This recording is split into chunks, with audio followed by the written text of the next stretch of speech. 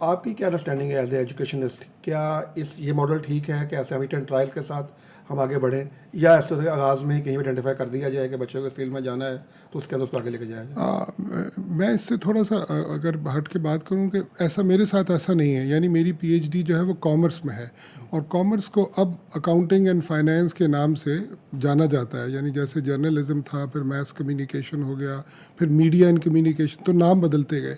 یعنی جو اکاؤنٹنسی ہے اس کو کامرس اصل میں زیادہ تر اکاؤنٹنسی اور آڈٹ اور اسی حوالے سے ہے، اور اسی کے اندر فائنینس کا ایلیمنٹ بھی شامل ہو جاتا ہے. تو یہ مینجمنٹ سائنس کا وہ ایریا ہے جو کہ اکاؤنٹنگ اینڈ فائنینس، آپ سمجھیے کہ بھائی بہن ہیں یہ.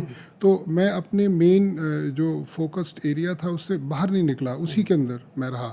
لیکن یہ جو آپ نے بات کہی کہ کیا لوگوں کو اپنی تعلیم کو ڈائیورسفائی کرنا چاہیے یا نہیں کرنا چاہیے، میں کہتا ہوں آج کل کے دور میں بالکل نہیں کرنا چاہیے.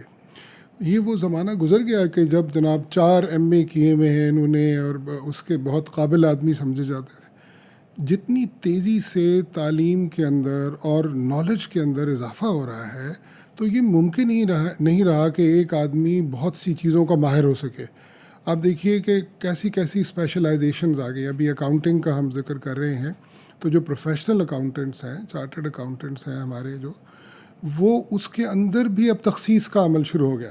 یعنی آپ کو کارپوریٹ سیکٹر کے اندر کام کرنا ہے، آپ کو ٹیکس کے اندر کام کرنا ہے، سیکریٹریل پریکٹس میں کام کرنا ہے.